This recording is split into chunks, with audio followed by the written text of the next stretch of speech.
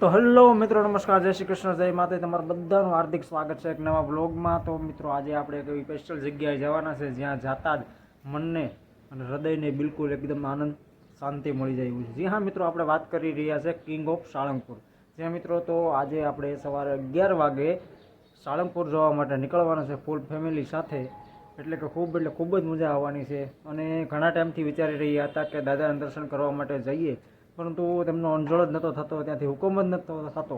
પરંતુ આજે હુકમ થઈ ગયો છે. તો મિત્રો આજે નીકળવાનું છે. આજે દાદાનો વાર છે, એટલે ખૂબ એન્જોય કરવાનું છે. દાદાના દર્શન કરી ત્યાં થોડુંક રોકાણ પણ કરીશું, અને અનુકૂળતા આવે તો પછી રાત્રે નીકળી જવાનું છે. તો સૌને મિત્રો કષ્ટભંજન દેવ છે તે બધાના દુઃખ દૂર કરે, બધાના જીવનમાંથી કષ્ટ છે તે દૂર કરે, એવી બધાને આપણે બધા માટે, બધા સબસ્ક્રાઈબર, બધા વ્યુઅર માટે, આપણા દર્શક મિત્રો માટે એવું દાદાને નમન અને પ્રાર્થના કરીશું. તો ચાલો જોઈએ આજે આપણે સાળંગપુર. તો મિત્રો અત્યારે આપણે ઉના બસ સ્ટેન્ડ પાસે, અને લગભગ 11 વાગ્યાની આપણી બસ છે, એટલે થોડીક જ 11 વાગ્યાની વાર છે, એટલે થોડીક ક્ષણોમાં હવે સાળંગપુર જવા માટે રવાના થવાના છે. હું તમને બસ સ્ટેન્ડનો નજારો પણ બતાવું. તો આ મિત્રો અત્યારે આપણો ઉનાનું બસ સ્ટેન્ડ છે. આપણી બસ છે તે થોડી વારમાં આવી જવાની છે.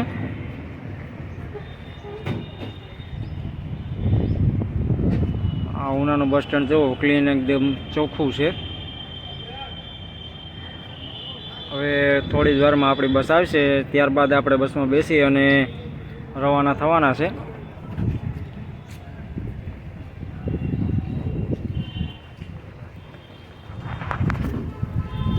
તો આપણે ટિકિટ તો ઓલરેડી બુકિંગ જ છે પહેલેથી, એટલે જગ્યાનો કોઈ પ્રોબ્લેમ નહીં આવે. જગ્યા પહેલેથી જ બુક છે. તો હવે સાળંગપુર જવા માટે રવાના થઈએ. તો મિત્રો અત્યારે આપણે કિંગ ઓફ સાળંગપુર એટલે કે મિત્રો કષ્ટભંજન દેવ સાળંગપુર આવી ગયા છે. અને તમે પાછળ બેકગ્રાઉન્ડમાં પણ દાદાની મૂર્તિ જોઈ શકતા છે.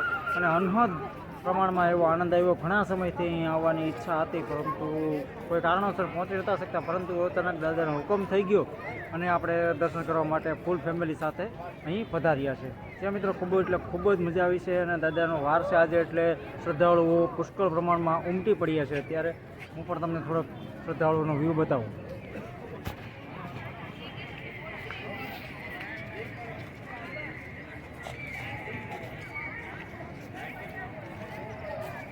તો અત્યારે ભક્તગણ પુષ્કળ પ્રમાણમાં આવી ગયા છે.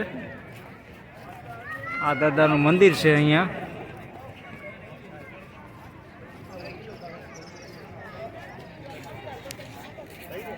અને આ છે આપણા કિંગ ઓફ સાળંગપુર કષ્ટભંજન દેવ.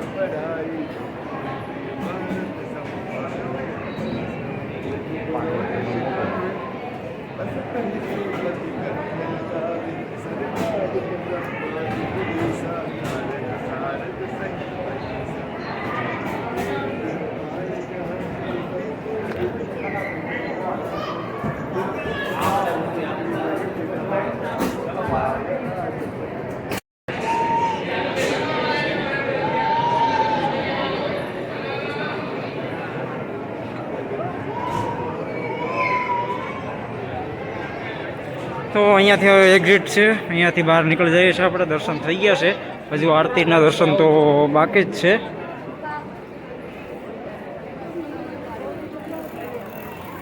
તમે જુઓ તો સાળંગપુર દાદાનો નજારો ખૂબ જ અદ્ભુત છે. આ આખું મંદિરનું લોકેશન છે, અહીંયાથી બતાવું છું તમને બધાને. જોઈ લ્યો. અને આજે પબ્લિક જુઓ, શ્રદ્ધાળુઓ દાદાના દર્શન કરવા માટે નીકળ્યા ઉમટી પડ્યા છે.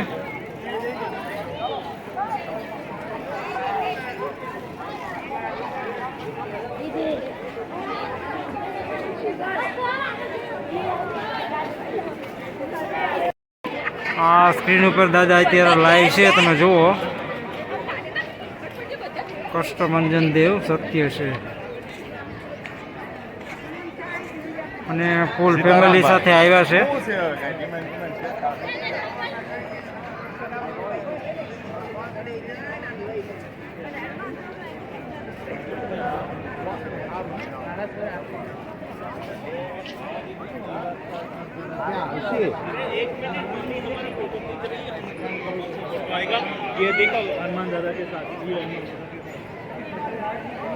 તો અત્યારે મિત્રો આરતીનો ફૂલ ટાઈમ થઈ ગયો છે, અને તમે શ્રદ્ધાળુઓ તમે જુઓ તો અસંખ્ય સંખ્યામાં અત્યારે ભાવિક ભક્તો ઉમટી પડ્યા છે, અને આરતીનો ફૂલ ટાઈમ થઈ ગયો છે. અત્યારે જોવાનું ટૂંક સમયમાં હવે આરતી શરૂ થવાની છે દાદાની, અને શ્રદ્ધાળુઓ ઉમટી પડ્યા છે. ક્યાંય પગ મૂકવાની જગ્યા પણ અત્યારે છે નહીં, અને મંદિરના પરિસરમાં તો ફૂલ ટ્રાફિક છે, ત્યાં પહોંચાય એમ પણ નથી.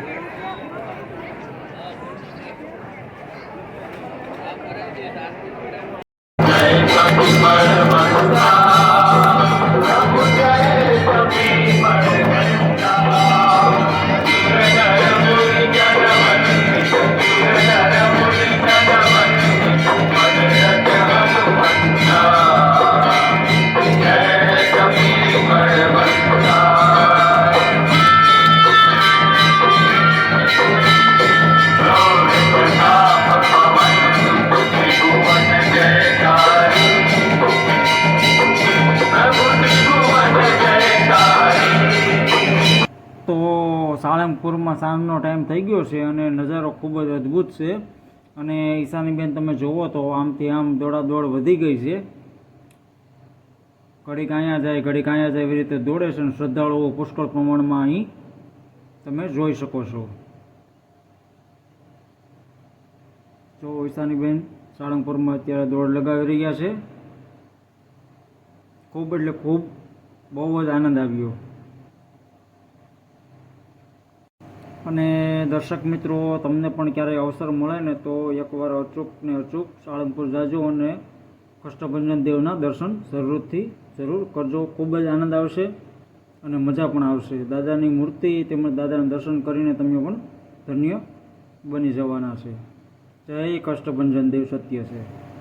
અને આ મિત્રો અહીંયા સાળંગપુરમાં હનુમાનજીની મૂર્તિ છે, જ્યાં આપણે શ્રીફળ દાદાને વધારવામાં આવે છે. મતલબ કે આ એક હાથ ઉપર તમે શ્રીફળ મૂકો એટલે ઓટોમેટિક અંદર જાય છે, અને પ્રસાદી સ્વરૂપે તેમાંથી શ્રીફળ અંદરથી ટુકડો થઈને બહાર આવે છે. જો આ શ્રીફળ અંદર પપ્પા નાખે છે, દાદાના હાથ ઉપર મૂકી દે છે, એટલે ડાયરેક્ટ શ્રીફળ છે તે અંદર વયું જાય છે, અને ત્યારબાદ બીજા હાથ પરથી શ્રીફળનો ટુકડો થઈ અને ઓટોમેટિકલી બહાર આવી જાય છે. તો દર્શક મિત્રો, આ છે ભોજનાલય તરફ જવાનો રસ્તો. તો મિત્રો, ભોજનાલયનો નજારો જોઈને ખરેખર તમે પણ ખુશ થઈ જાય એવું ભોજનાલય બનાવવામાં આવ્યું છે. કહેવાય છે કે વર્લ્ડનું હાઈટેક ભોજનાલય બનાવવામાં આવ્યું છે. તમે જુઓ તો લાઇટિંગ, ડેકોરેશન તેમજ લાઇન ટુ લાઇન જવા માટે આવી રીતે રેલિંગ ગોઠવવામાં આવી છે, જેથી કરીને ટ્રાફિકની સમસ્યા ઊભી ન થાય. અને આસાનીથી તમે ભોજનાલય તરફ જઈ શકો. ખૂબ જ સુંદર વ્યવસ્થા ગોઠવવામાં આવી છે, જેથી કરીને શ્રદ્ધાળુઓ અટવાય નહીં. ખરેખર અમને તો પ્રસાદી લેવાની બહુ એટલે બહુ જ મજા પડી ગઈ હતી. અહીંથી બધા શ્રદ્ધાળુઓ રેલિંગ પર જઈ અને ભોજનાલય તરફ પહોંચે છે. હમણાં જ હું તમને થોડીક વારમાં ભોજનાલયનો નજારો બતાવું છું, જે જોઈને ખરેખર તમે પણ દંગ રહી જશો. કારણ કે આવી વ્યવસ્થા મિત્રો ખાલી સાળંગપુરમાં જ છે. જી હા મિત્રો, તમે અત્યારે જો નજારો જોઈ રહ્યા છે તે આ હાઈટેક ભોજનાલયનો છે, જ્યાં નીચે નહીં પરંતુ ટેબલ પર બેસીને પ્રસાદી લેવામાં આવે છે. તમે જુઓ, એક સાથે અસંખ્ય લોકો અત્યારે દાદાની પ્રસાદી લઈ રહ્યા છે.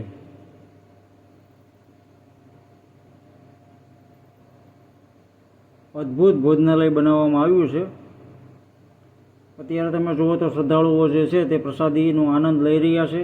અને સ્વચ્છતાના પ્રમાણમાં જોઈએ ને તો ક્યાંય તમને કચરું પણ જોવા નહીં મળે, એવી સુંદર વ્યવસ્થાઓ ગોઠવવામાં આવી છે અહીંયા સાળંગપુરમાં. અને આ છે મિત્રો દાદાઓના ફોટા, હાર, માળા, કંઠીઓ, છબીઓ, એવી અનેક વિવિધ વસ્તુઓ અહીં વેચવા માટે મૂકવામાં આવી છે, જ્યાંથી તમે આસાનીથી લઈ શકો છો. જી હા મિત્રો, અત્યારે તમને સંપૂર્ણ નજારો આ આપણા વ્લોગના માધ્યમથી તમને અત્યારે બતાવવા જઈ રહ્યો છું. અત્યારે તમે જુઓ તો અહીંયા બધો આયુર્વેદિક સોપ છે, તેલ છે, શેમ્પૂ છે, એ બધી વ્યવસ્થાઓ અહીંયા કરવામાં આવી છે. તમને ખરીદી શકો છો, એથી પરચેઝ કરી શકો છો.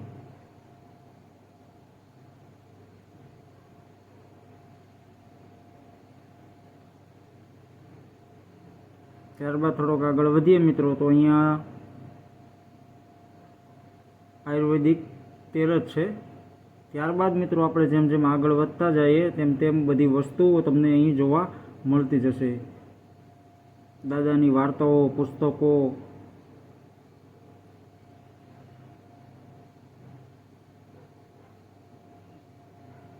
તેમના નામના સ્ટીકર છે, માળાઓ છે,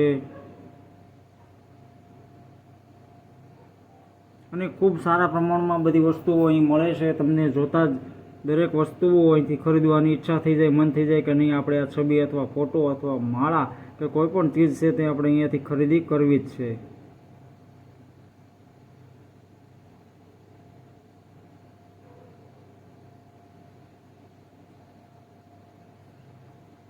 દરેકે દરેક વસ્તુ જોવાલાયક છે અને ખૂબ એટલે ખૂબ મજા આવે એવી બધી વસ્તુઓ છે.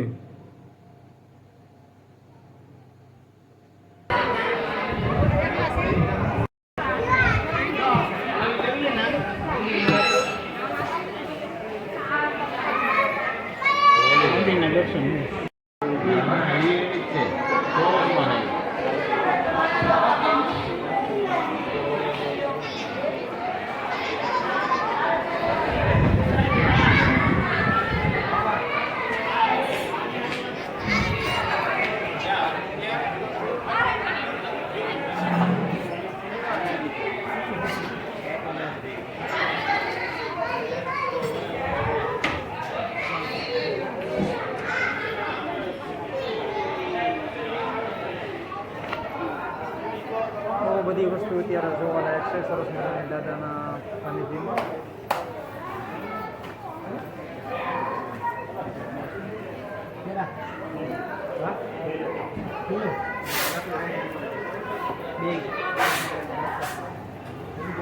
તો મિત્રો ખૂબ એટલે ખૂબ મજા આવી સાળંગપુરમાં દાદાના દર્શન કરીને.